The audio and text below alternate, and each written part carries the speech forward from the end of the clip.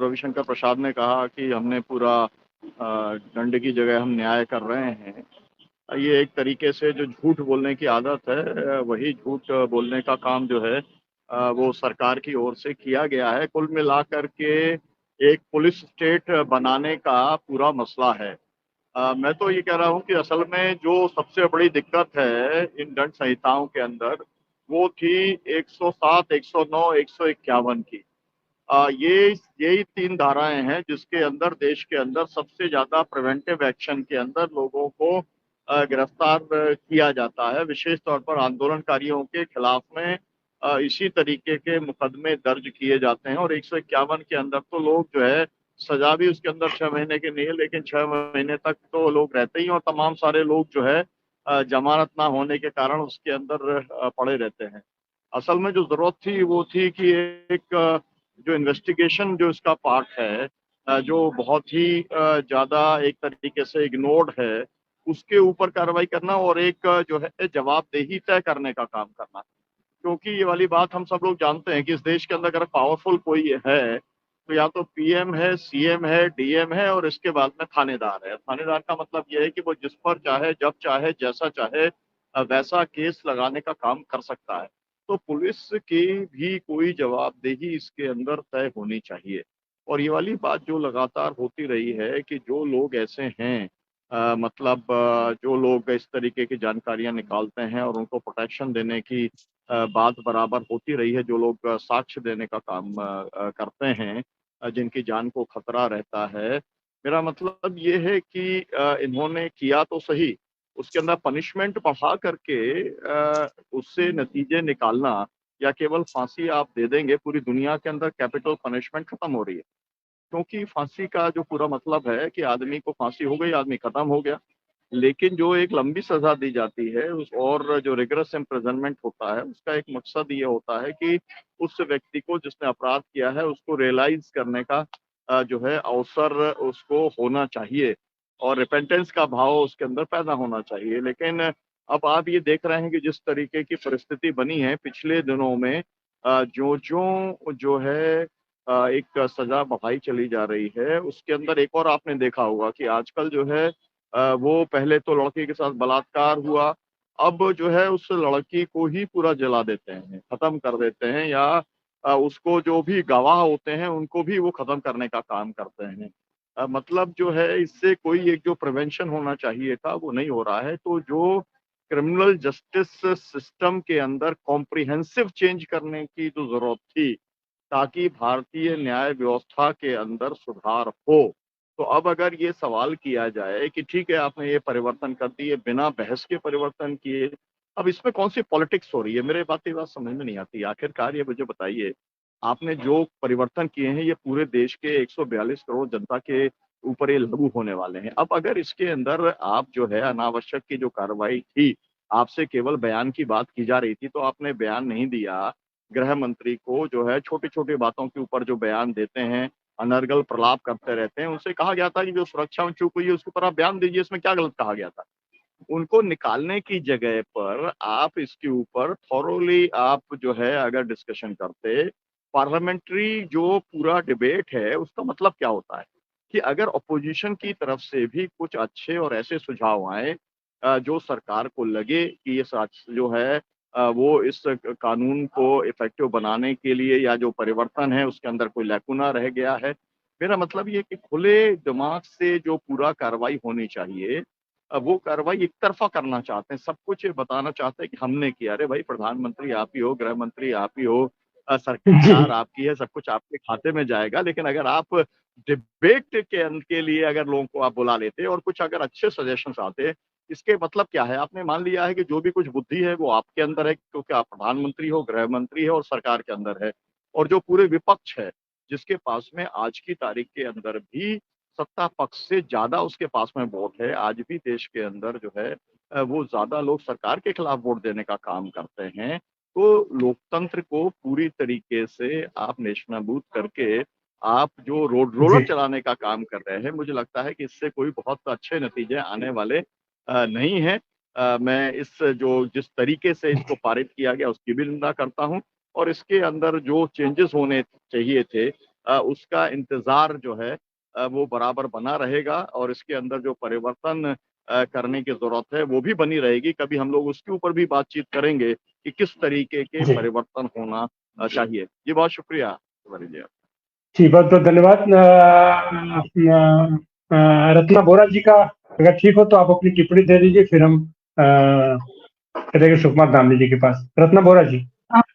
जी जी आनंद जी, सबसे पहले तो मैं ये कहना चाहूंगी कि जिस तरीके से ये 3 बिल पास हुए हैं, जो क्रिमिनल लॉज के जो बिल पास किए गए वो अपने आप में बहुत ही एक तरह से कहा जाए कि ये सिर्फ एक तरफा बिल है। इसके ऊपर आप मैं समझती हूँ कि जब संसद में सरकार है, मेजोरिटी में सरकार है, वो चाहती है वो बिल पास करा देती है और कानून बन जाते हैं। तो ये 3 बिल भी कानून बनने ही थे क्योंकि आप मेजोरिटी में हो, उसमें कोई बड़ी बात नहीं थी, कोई नई बात नहीं थी, ये तो होना ही था। पर लेकिन जिस तरीके से संसद में कोई बहस नहीं, कोई विरोध पक्ष के नेता नहीं, कोई कुछ भी नहीं, और जिस तरीके से इन लोगों को संसद से खदेड़ दिया गया ताकि ये लोग ये इस तरह के बिल ला सके, तो उससे एक ही बात जाहिर होती है कि जो अभी की तत्कालीन जो भारतीय जनता पार्टी की सरकार है, वो सरकार किसी भी हालत में नहीं चाहती है कि कोई भी उनको प्रश्न करे या कोई भी उनको सुझाव दे। अभी ये लोग अपने घमंड में इतने बदमस्त घूम रहे हैं कि इनको लगता ही नहीं है कि इनको किसी को जवाब भी देना है या कोई इनका सुझाव भी लेना है। अभी सुनीलम जी जो बात कह रहे थे वही बात मैं भी कहना चाहती हूँ, दोहराना ही चाहती हूँ कि इन लोगों को किसी से भी कोई निस्बत ही नहीं है। ये चाहते हैं कि बस हम ही हम हैं और हम ही हम दिखे। तो यहाँ पर ये जो तीनों बिल पास किए गए हैं, ये अपने आप में बहुत ही मतलब गंभीर बाबत है कि इतने सीरियस बिल जिसके अंदर पूरे देश को एक एक नागरिक को ये बिल का और ये कानून का असर होने वाला है, उतना सीरियस बिल था, उसके बावजूद भी इन्होंने विपक्ष के बिना ये बिल पास करा लिए। तो यहाँ पर मैं कहना चाहती हूँ कि जो नाम बदल दिए, इंडियन पिनल कोड का नाम इन्होंने भारतीय न्याय संहिता रख दिया, फिर क्रिमिनल प्रोसीजर कोड का नाम भारतीय नागरिक सुरक्षा रख दिया, फिर इंडियन एविडेंस को भारतीय साक्ष्य अधिनियम रख दिया। तो नाम तो रख दिया, वहां तक तो ठीक था, परंतु अंदर की जो सेक्शंस है, अब कुछ सेक्शंस तो ऐसी है कि जो इंडियन पिनल कोड में भी है और आपकी इस भारतीय न्याय संहिता में भी है, पर सेक्शन एकदम उलट पुलट हो गई है। अब आप समझ सकते हैं कि पूरे के पूरे जुडिशियल सिस्टम इससे मतलब आप हम तो एडवोकेट हैं, हम जानते हैं कि बहुत बड़ी मुश्किल खड़ी होने वाली है, क्योंकि यदि अगर हम मर्डर कोड पहले 302 से पहचानते थे, अब उसकी एक अलग सेक्शन आ गई है। अब यहाँ पर उस पूरे जितना भी एडवोकेट्स है, जुडिशरी है, सबको नई किताबें रेफर करनी पड़ेंगी, नए जजमेंट्स लिखने पड़ेंगे, और उनको रेफर के साथ में रिपील लॉ और साथ में ये प्रेजेंट लॉ, इस तरीके से बहुत ही ज्यादा उधेड़-बुन की बात है। ये हम सब समझ रहे हैं, हम तो खास करके समझ रहे हैं बीइंग एडवोकेट। तो ये एक तरीके का जिसे कहते हैं ना कि खिचड़ी पक जाएगी, ऐसा हमें महसूस होता है। और इतने सालों से जो लॉ चले आ रहे थे उसके अंदर आप सुधार कर सकते थे, और उसके कई बार अमेंडमेंट हुए, इंडियन पिनल कोड में हुए हैं, फिर यहाँ तक कि अपने सीआरपीसी में हुए, थोड़े बहुत अमेंडमेंट किए जा सकते थे, उसमें कोई ना नहीं थी। परंतु आप ये बताना चाहते हैं कि आपने आने के बाद पूरे देश की काया पलट कर दी, तो काया पलट करने के नाम पर आपने पूरे देश को धंधे लगा दिया है कि अब पढ़ते रहो, देखते रहो किताबों कानून को।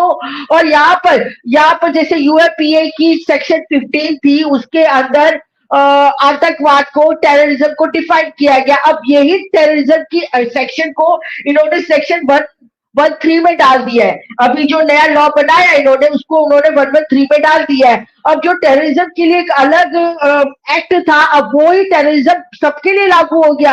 अब किसी को भी उठा के ये तो टेररिज्म में डाल देंगे कि भी देश की यूनिटी को खतरा है, देश की इंटीग्रिटी को खतरा है, देश की सॉवरेनिटी को खतरा है, ऐसे कुछ भी कह के ये तो किसी को भी डाल देंगे, चलते फिरते हम और आपके जैसों को भी डाल देंगे।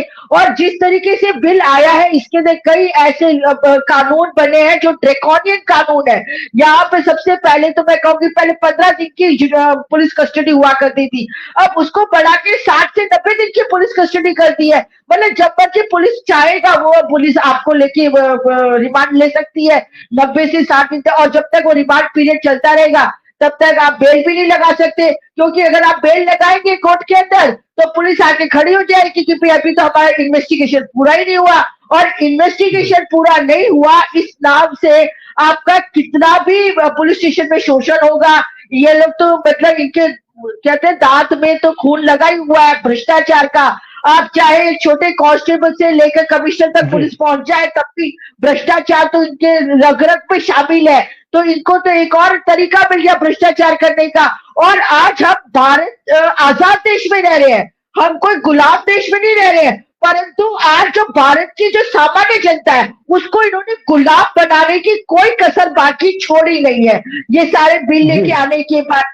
और साथ ही में मैं जरा एक और खास बात करना चाहती हूँ कि यहाँ पर जो दूसरा एक बिल आया है जिसके अंदर ये लोग टेलीकम्युनिकेशन बिल।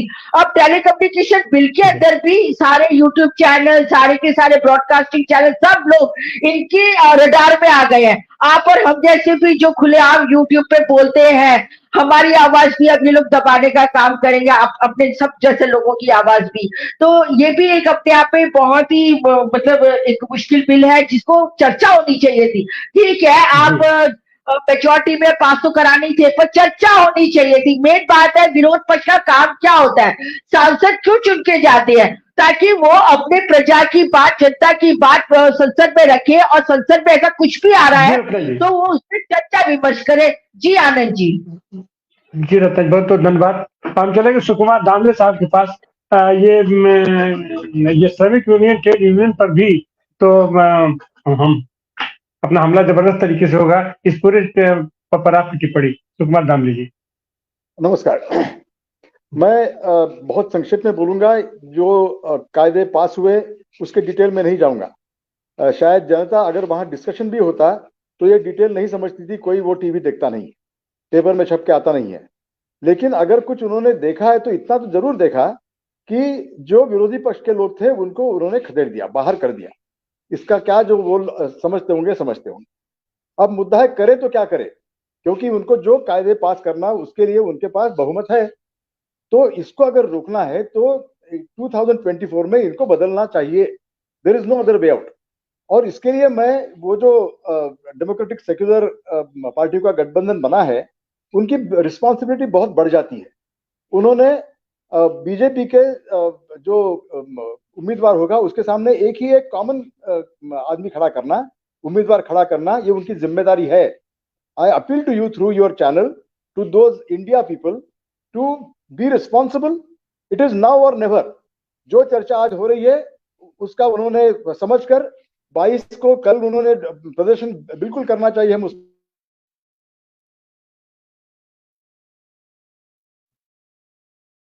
जी बिल्कुल हार सकते हैं, उनके पास कोई चारा नहीं। अभी ये जो 5 इलेक्शंस हुए स्टेट में तो उसमें कांग्रेस को 4 करोड़ 90 लाख मिले वोट और बीजेपी को 4 करोड़ 80।